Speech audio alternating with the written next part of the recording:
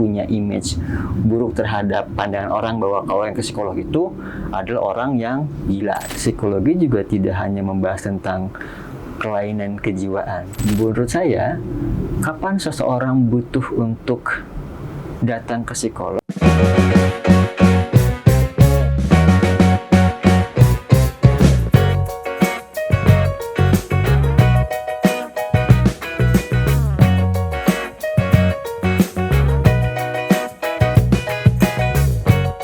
Hai Sobat PSE, jumpa lagi dengan saya Bude. Bude kali ini akan membawa yang tidak asing lagi, yaitu seorang psikolog, Bapak Dhani Darmawan. Selamat siang Pak Dhani. Selamat siang Bude. Nah, ini beliau ini ada. Kalau kita ngomong masalah psikologi, sampai saat ini memang masih ada, meskipun tidak sebanyak dulu ya Bude. Masih ada orang yang merasa bahwa datang kepada psikolog itu seperti datang kepada orang yang sok tahu bahasanya gitu. Karena mereka baru kenal, baru ketemu, tapi seakan-akan sudah bisa untuk menilai seseorang. Nah, di sisi lain pun juga ada yang mengatakan bahwa psikolog itu adalah orang yang bisa mengetahui semuanya. Lihat dari pandangan pertama langsung, oh kamu gini-gini. Kadang saya juga nanya. Yang paling menarik adalah terkadang mereka datang ke psikolog karena takut mendapat image atau judgement bahwa mereka itu gila. Nah, ini yang sampai saat ini masih cukup melekat image kita bahwa psikolog itu adalah orang yang kaitannya dengan gangguan jiwa. Memang betul, tapi tidak semuanya. Cuman kita perlu memberikan pemahaman dulu nih, bagaimana kemudian orang bisa melihat psikologi sebagai sesuatu hal yang sebenarnya tidak menakutkan atau tidak membuat mereka menjadi punya image buruk terhadap pandangan orang bahwa kalau yang ke psikolog itu adalah orang yang gila gitu. Jadi sebenarnya kalau kita pahami tentang terminologinya, psikologi itu adalah ilmu yang mempelajari tentang tingkah laku. Tingkah laku ini apa sih? Tingkah laku ini kan memang sesuatu yang ditampilkan dari apa yang kemudian kita bisa mempersepsikan seseorang.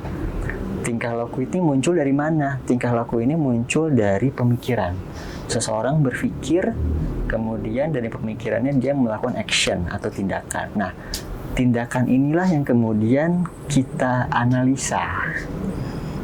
Analisa bagaimana kemudian apakah memang ada permasalahan yang kemudian mempengaruhi tingkah laku seseorang.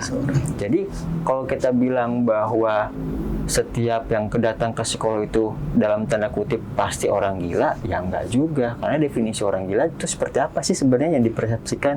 Apakah mereka yang, mohon maaf, maksudnya tidak pakai pakaian kan, kemudian seenaknya dalam bertindak, teriak yang kencang, kemudian ada orang yang nyerang, dianggapnya semua gila. Ya, itu memang menjadi karakteristik bahasa yang kita sebut bahasanya schizofren gitu ya. Cuman secara luas, psikologi juga tidak hanya membahas tentang kelainan kejiwaan, tapi gangguan-gangguan yang sifatnya juga mungkin normal. Misal, cemas, panik, takut, agak sedikit lebih tinggi, trauma gitu ya.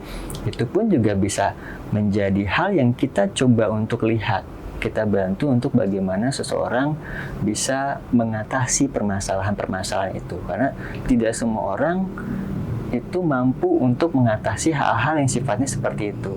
Sehingga kecemasan yang kita bilang awalnya ya wajar lah orang cemas. Contohnya kalau kita mau ujian, kemudian kita tidak mempersiapkan diri untuk melaksanakan ujian. Apakah orang itu cemas? Kemungkinan besar iya. Ada juga yang santai-santai aja. Tapi kemungkinan besar kecemasan ini mungkin muncul. Apakah wajar? Ya wajar, karena memang ada sesuatu hal yang membuat dia khawatir tentang sesuatu. Cuma permasalahannya kalau seandainya yang mengakibatkan kecemasan itu sebenarnya tidak ada, tapi kemudian kecemasan tetap muncul, kan jadi masalah. Nah, hal seperti ini yang juga bisa kita evaluasi bagaimana individu ini kok bisa sih tidak memiliki kemampuan untuk bisa mengatasi kecemasan-kecemasan yang orang lain biasanya masih mampu gitu. Nah, ini yang kemudian kita bahas. Selain masalah kondisi kecemasan, juga kita melihat bagaimana tentang keberbutuhan anak dalam hal ini kita membahasakan sekarang anak berkebutuhan khusus. Itu pun kita bisa melihat, misalnya bagaimana kok ada anak ini kesulitan dalam pembelajaran di sekolah. Apa yang mempengaruhinya? Setelah kita periksa ternyata dia mengalami kesulitan belajar. Kesulitan belajar seperti apa? Misalnya kok masih belum bisa ngomong ya, atau artikulasinya kok masih belum jelas, atau kok udah di usia atau di kelas 2 atau 3 tahun dia kemampuan untuk menulisnya belum baik, atau misalnya di usia 2-3 tahun kemampuan bacanya kok belum lancar. Nah, kita bisa melihat dari sana.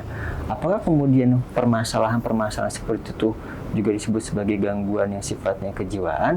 Ya belum tentu juga. Mungkin ada keterhambatan bahasanya, bukan selalu bahwa itu disebut dengan gangguan kejiwaan. Jadi gambaran ini yang mungkin perlu kita sampaikan juga kepada masyarakat, bahwa psikologi itu tidak selalu hal-hal yang sifatnya permasalahan jiwa sampai kehilangan kemampuan terhadap bahasa kita realitas gitu ya. Jadi nggak connect dengan dunianya saat ini.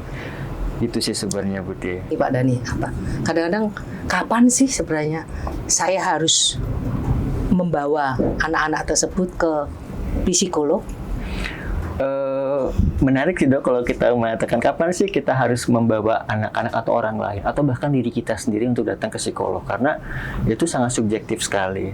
Ada orang yang melihat bahwa kamu kayaknya perlu deh ke psikolog, tapi dia ngerasa buat apa, saya masih bisa kok nge-handle permasalahan saya gitu kan.